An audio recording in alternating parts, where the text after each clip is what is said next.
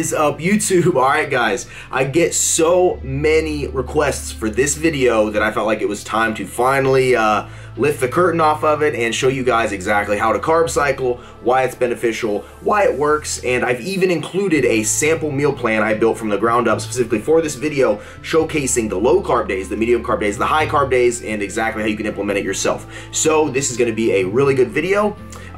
This could run a little long, so I'm warning you right now, but I promise it'll be full of great content, and you'll learn something. You will take something away from this, I guarantee it. So, you guys ready? I am. Let's do it. Welcome to my Carb Cycling 101 course. I'm going to hop right in as there is a lot of information to cover, and I don't want this video to be too long, but I also don't want to leave out any important information, so we are jumping right into this. So basically, in a nutshell, what is carb cycling? I guess the simplest way to explain it would be it's an approach to dieting where you systematically increase and decrease carbohydrates on specific days in order to lose weight while retaining muscle mass.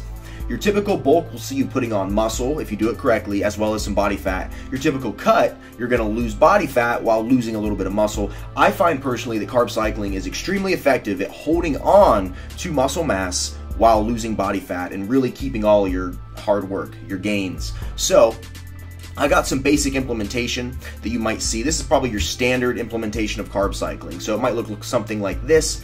Monday through Wednesday would be low carbohydrate days.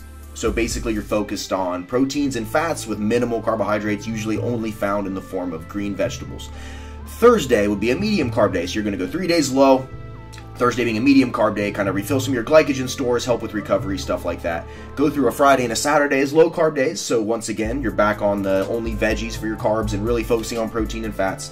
And then Sunday would be your high carb day where you really jump up your daily calorie intake, your carbohydrate intake. Mainly that is a recovery day. You have a huge insulin response to that, which is great for building and retaining muscle and burning body fat. So that would be a basic implementation. Now, the type of implementation I like to do, my specific carb cycling protocol, typically would be a Sunday through Tuesday, I'm going to go low carb. So it's 3 days low carb. Wednesday, I hit a high carb day. Then Thursday and Friday, I'll do low carb days. Then Saturday, I hit a high carb day. For me personally, I think it's because I do so much cardio and I train a lot. You know, I'm doing heavy weight training 6 days a week.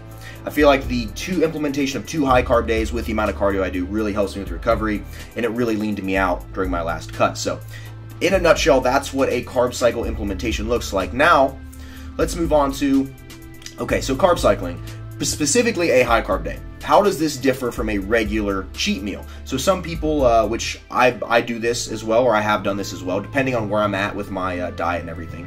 I might do like, eat clean 6 days a week, 7th day of the week, I just have a crazy cheat meal. I have friends that do this, and like right now, for instance, with my diet, since I got cut, I'm still pretty lean right now, but I'm doing I'm not carb cycling right now in this moment. I'm about to start again, but I'm doing a, cheat meal, a few cheat meals a week right now and eating clean and just kind of mixing them together, having fun, enjoying life. So carb cycling though is a little more strict.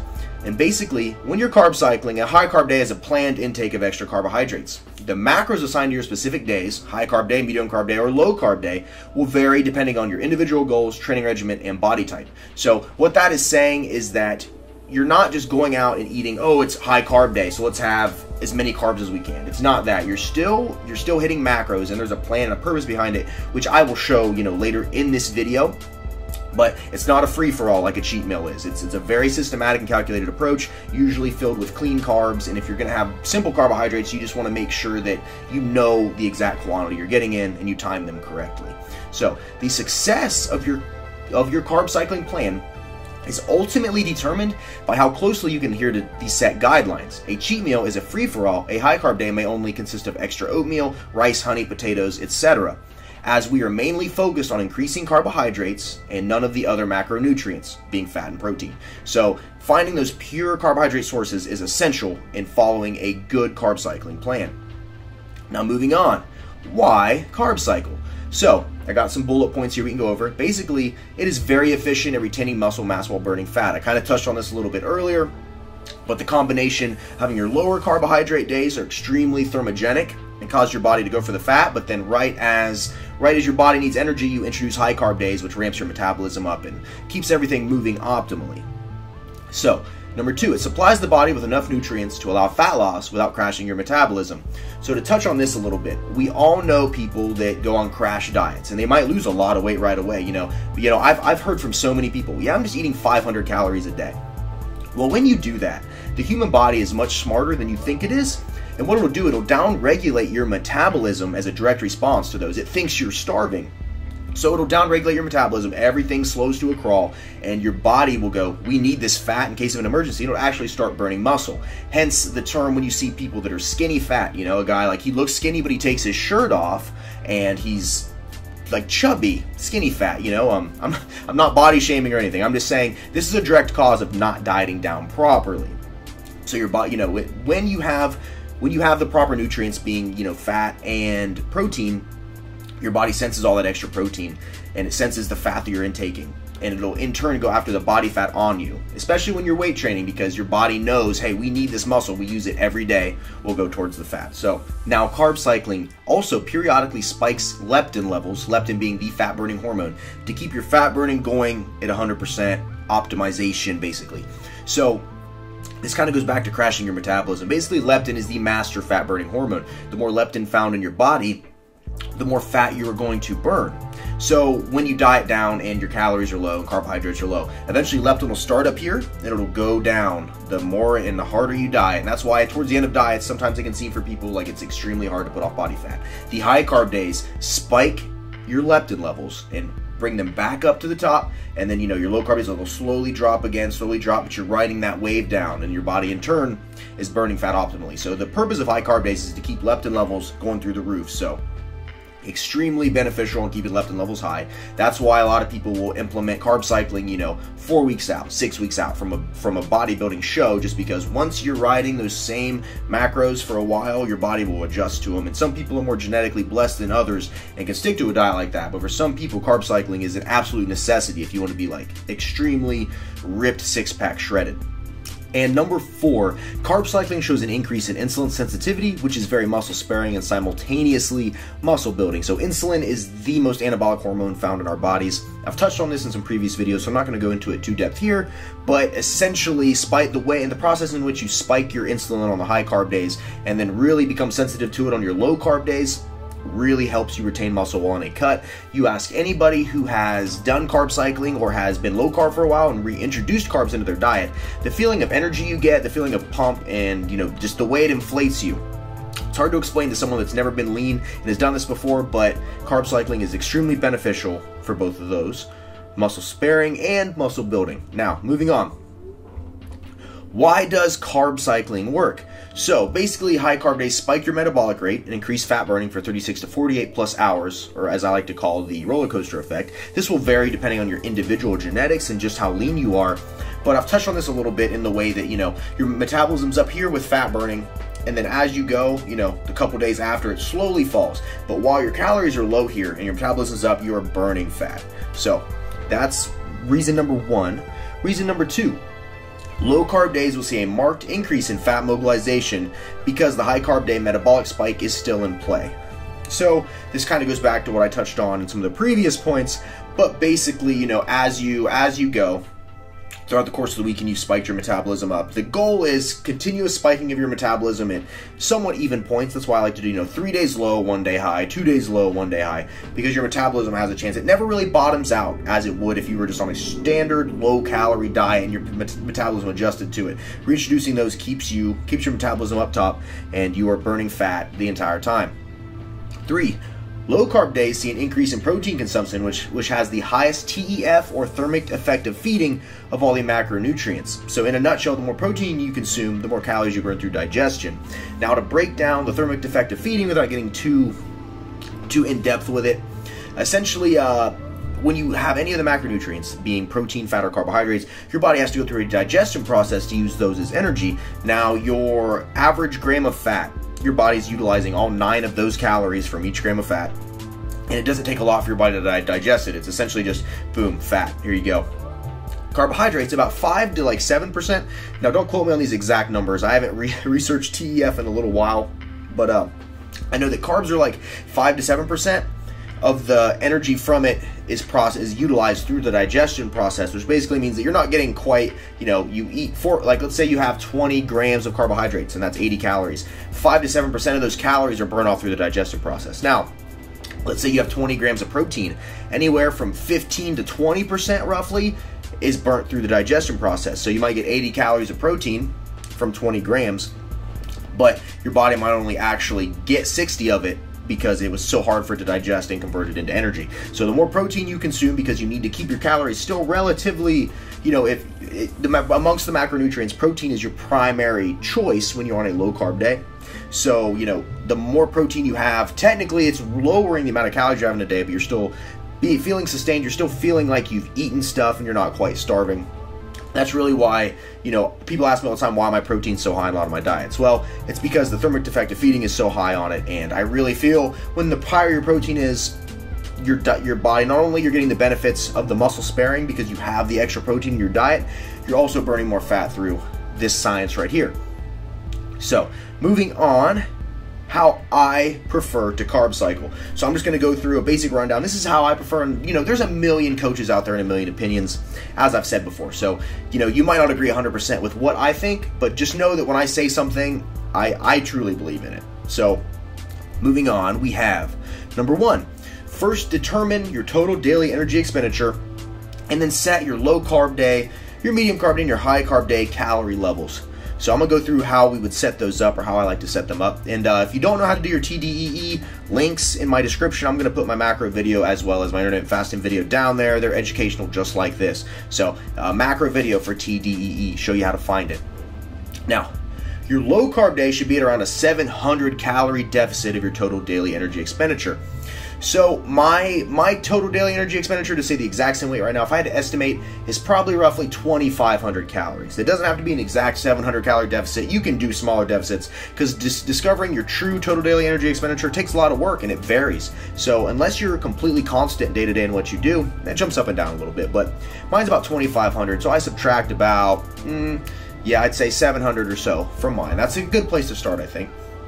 And then, as you see here in the asterisks, adjust accordingly because, things change and activity levels change, jobs change, training routines change. So, now, only carbohydrates you get on low carb day should be from indirect sources. So, green veggies, peanut butter, etc. There's like a gram of carbs and so many egg whites or whatever. I don't count those anyways, but you get the drill. Basically, green veggies and, you're not going to have that much peanut butter anyways, but there's like 7 grams of carbohydrates per 32 grams of peanut butter. So stuff like that's allowed. Typically going to be below 40 grams. Like I said, this can all vary. It's not like if you go over 40 grams, you're automatically, no, this can all vary a lot depending on the individual. But this is just my general rule of thumb.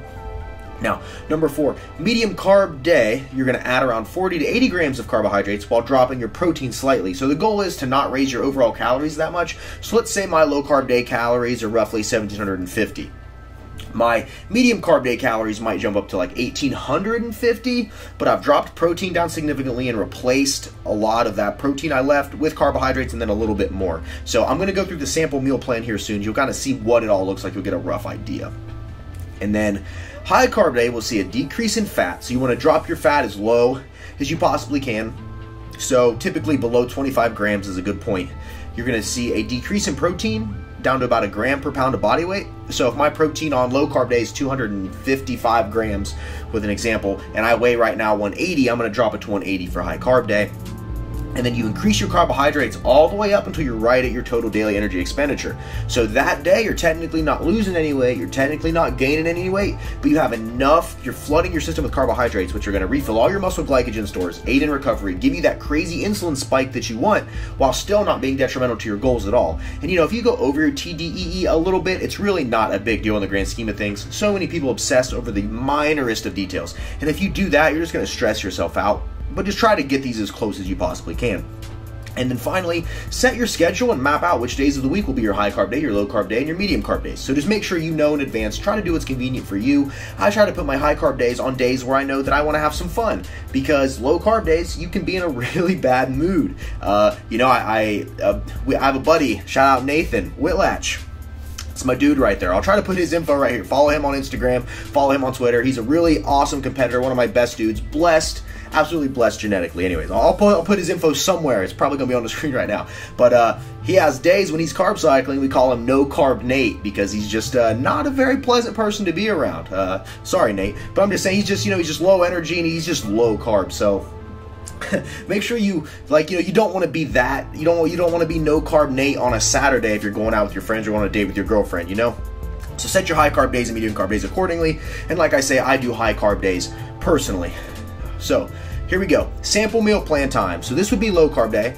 So let's say roughly, oh, I was pretty close. My low carb day calories are going to be set at 1,763 calories. Now this is a very basic meal plan I put together just to show you guys, very simple here. I just want to make this, like I said, as easy for you guys as possible. So the macros on this low carb day, we got 55 grams of fat, 284 grams of protein, and 33 grams of carbohydrates with 18 grams of fiber.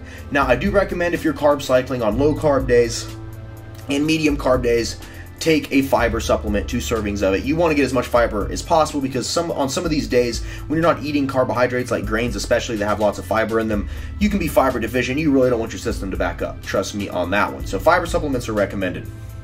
Like I said, this is based mainly on me and like what I would do. So this is basically let's see, if I'm at 2,500 roughly total daily energy expenditure for myself, we've subtracted here about like 750, whatever from that. So pretty close. Like I said, it doesn't have to be an exact science, but you want to just be in the ballpark of some of these. Now, we got meal 1. We do 370 grams. Now, keep in mind, I do all my weights in grams. It is the most accurate way to weigh your food. You're getting as close as possible this way, and you know that your macro calculations you're putting in are 100% accurate. So, like I said, I prefer to do grams. Now, just understand 28 grams equals an ounce. So for those of you, oh, I don't get what grams means. 28 grams equals an ounce.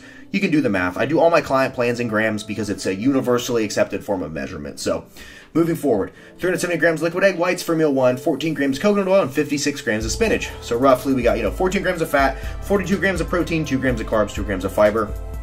I'm going to have 224 grams of chicken breast and 84 grams of asparagus. So 224 grams, I want to say it's roughly 8 ounces of chicken with 3 ounces of asparagus.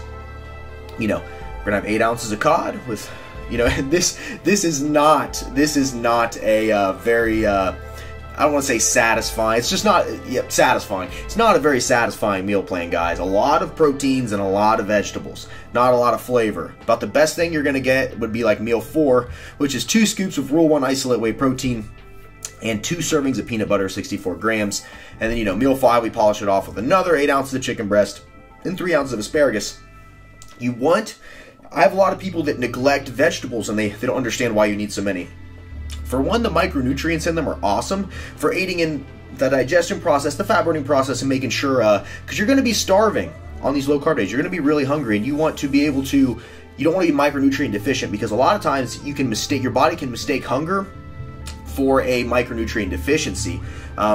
So you can be deficient in like magnesium or zinc or something like that, and your body is sending hunger signals to you, but they aren't necessarily because you're hungry. It's because you're deficient in something and your body's trying to trigger you to eat a food to hopefully absorb that nutrient.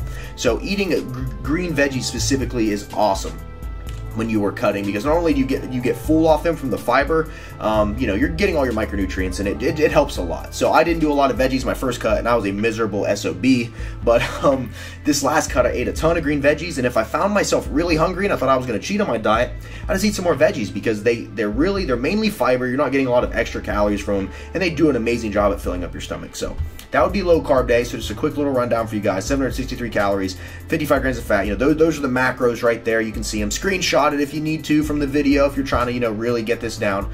But scroll through here, let you guys kind of get another look at these.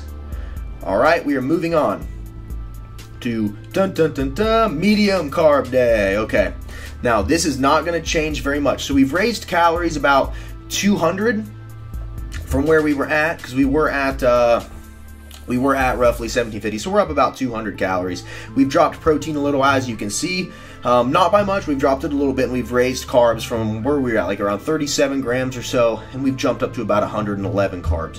Fiber's up a little bit as well. Fat stayed about constant. So here we've halved the liquid egg whites. So now we're only doing 185 grams, which drops about 20 grams of protein off.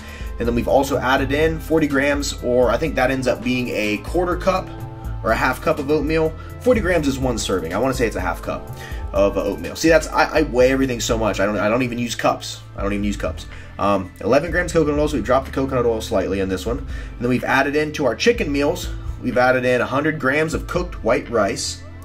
And that's really all that's changed. So we dropped a couple of the proteins a little bit of the fats too, in the form of the coconut oil. We've added in 100 grams of cooked white rice to both of our chicken meals, and then we've added in old-fashioned oatmeal. Now this would be a medium carb day, and like I said before, I'm not a big medium carb day guy. Some people prefer it, but I'm one of those people, like, I'm hammering my cardio 7 days a week because, I do this all the time. Like, this is my natural habitat right now.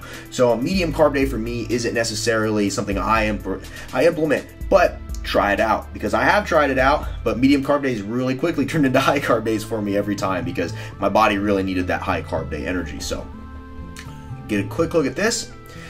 And now this is where things will change up quite a bit. High carb day.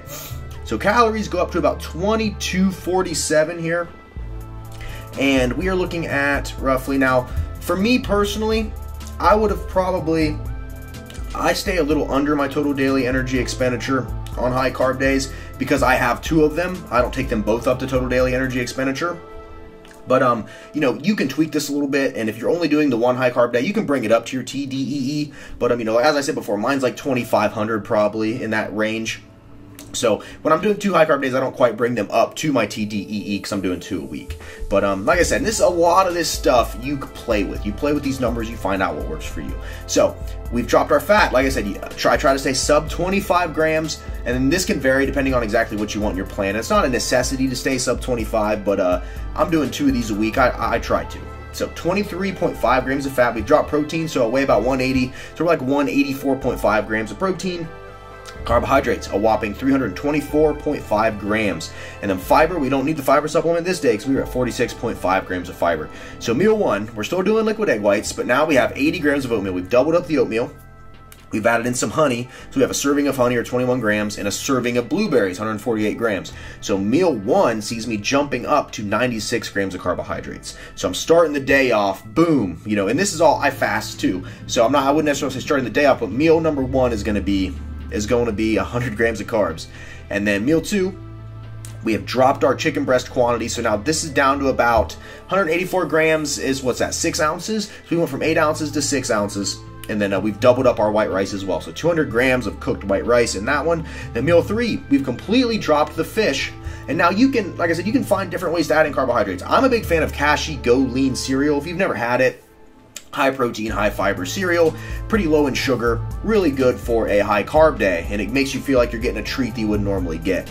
Kashi Go Lean cereal, so 117 grams, I want to say that's 2 servings of that cereal, and 2 cups of unsweetened almond milk. I tend to opt for the unsweetened because it still tastes pretty good, and plus you're mixing it with the cereal, so you're not going to taste the milk anyways. But when you get the flavored versions of the almond milk, they just add a bunch of sugar, and you don't need that sugar. So yeah, meal 3, pretty much cereal. And what I'll do typically is I can put like the milk in a shaker cup or something, and then I'll put the cereal in a Tupperware, and then I can just mix it up. I don't gotta, it's not really that hard to do. And then meal 4 is 1.5 scoops of Rule 1 isolate whey protein, and then more oatmeal. I'll mix that together in a bowl in Tupperware, and I'll have, protein oatmeal, which I absolutely love to do, guys. Actually had a friend try it today for the first time, and she absolutely loved it. So give it a try. If you've not made protein oatmeal, a little bit of water, microwave, cook your oatmeal, add some cinnamon, add some protein, stir it up, good to go. And then meal 5, we have chicken breast, once again with 200 grams of cooked white rice and 3 ounces of asparagus. So this would be the high carb day. Now, as you can see here, this is way, way different than just going and having a cheat meal. This is a very calculated, very systematic approach to dieting, to raising your carbohydrates and lowering other macronutrients. So keep in mind, this isn't just high carb day, let's go have a pizza. That is not the way this works. You have to be calculated. You have to follow these ratios to a T if you truly want to see the benefit from it. For those of you that watched, my cut progress, I posted my physique update videos and all that. I started carb cycling and really hammered it in those final 3 weeks. And I'm telling you, the differences I seen were just night and day. So definitely give this a shot, guys. I'll scroll down through this one more time so you can kind of see here what this looks like and screenshot it if you need to. But yeah, this is the sample meal plan. So hopefully you got some out of that. And then I got things to note things to note. I've touched on this a little bit, but carb cycling is known for causing mood swings, or aka the no-carb Nate. I'm just laughing because I can just picture him watching this right now, being like, that son of a...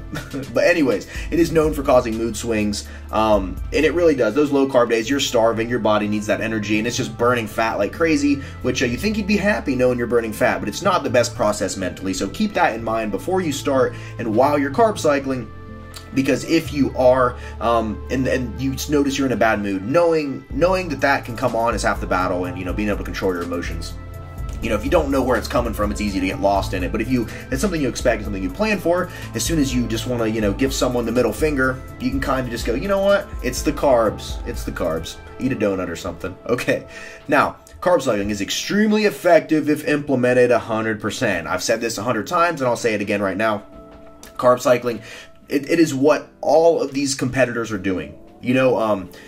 Anytime that I'm watching, or I've looked at other coaches' diets for clients, or I've looked at a client or a athlete's diet that's going into a show, they're always carb cycling, and there's different forms of it, like I said, but carb cycling, I believe, is a very, very effective approach. If your goal is to shed fat and retain muscle mass, carb cycling is awesome. So, now here we go. I've touched on this a little bit as well. There's many opinions and different techniques used by different coaches. So don't take exactly what I put here as 100% the way to carb cycle, because there's a lot of variation to this. There's a lot of different ways this can be implemented. And there's different coaches with different strategies. And I'm not discounting any of those coaches at all.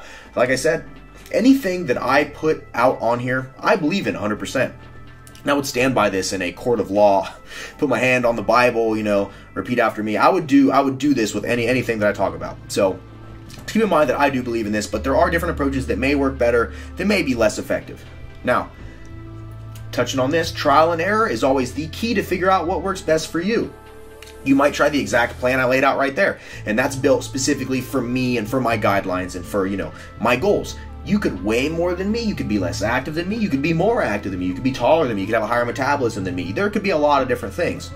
And you really just have to, set something out, try it out, watch, observe, take notes, log your weight, track your food, weigh it, and then take all of that, and then, 2 weeks later, go, okay, I'm down this much weight, let's keep doing it, or I need to adjust this, maybe I need to raise fat a little bit, maybe I need to lower protein. It is learning your body is a never-ending process. You'll never know it 100% because you're always changing, you're always evolving, especially as you drop weight, as you increase training intensity. So just keep in mind, you really do need to tweak these to figure out what works best for you, because you are a snowflake. You are very unique. So yeah, you gotta figure out what works best for you. And now, I touched on this before and I'll touch on it again. Combined with intermittent fasting, I don't personally believe there's a better fat loss strategy out there. I think that if you intermittent fast and you mix in carb cycling, in my personal experience and with some of my clients, I have seen incredible results in very short amount of time by implementing both of these simultaneously. You get so many benefits from both. And then when they're working in conjunction, the synergistic effect of both of these plans is just phenomenal.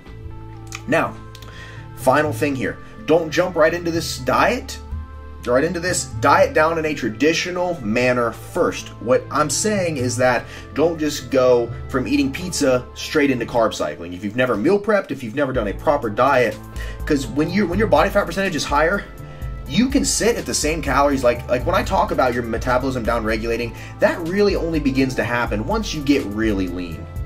So it is much easier and much more bearable to not carb cycle, because like I said, this isn't the most fun thing in the world to do, but it is so much easier to diet down with just a standard set of macros when your body fat percentage is higher, and you save the carb cycling for when it's go time and it's serious. Like I said, some competitors don't even implement this until they're 6 weeks out from a show, 8 weeks out from a show. So they're already lean, they already have abs, they already have that beach body, but they're looking at getting that extra edge. Like right now, with me eating the way I have been, I'm lean, but I'm not like shredded, and now if I carb cycled for a few weeks, boom, I could be shredded once again. But carb cycling is not fun, guys. It's very effective, yes, but it's not the most fun way to eat. Ask any competitor, and you might get the ones that lie to you, like, diet is everything, but it's not very fun. So if you can, and you should, per my suggestion, diet down in a traditional manner first. Just set macros, eat the same calories, have a little more variety in your meal plan.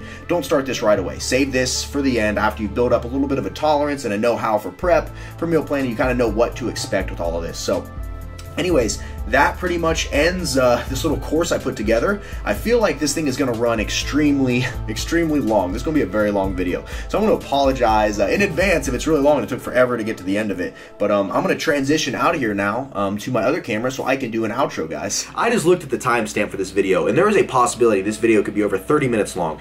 Probably even longer than that. So for those of you that made it this far, congratulations. I don't have a prize for you or anything, but I really hope you learned something from this. And you know, a lot of people, like I said, were wanting me to release this video, and you know, I felt like to do this right, I had to include as much information as I possibly could, because carb cycling in and of itself is a very tricky, you know, it's not tricky once you know exactly how it works, but it can be a little confusing, a little daunting, a little intimidating and overwhelming to try to implement it without some knowledge, you know, behind it and why it works. The implementation of it and maybe seeing an example laid out in front of you. So, like I said, I hope you got some value out of this. And in case you didn't notice, I am rocking an RJF flat bill hat. So, you know, I love hats. I love hats and flat bills and all that stuff, and I decided, you know what, why not get some stuff with my logo on it that I can, you know, share with the world. So RJ Fit Apparel will be launching the website here in a few days. If you're watching it and this is older than 3 days, then I should be live and good to go.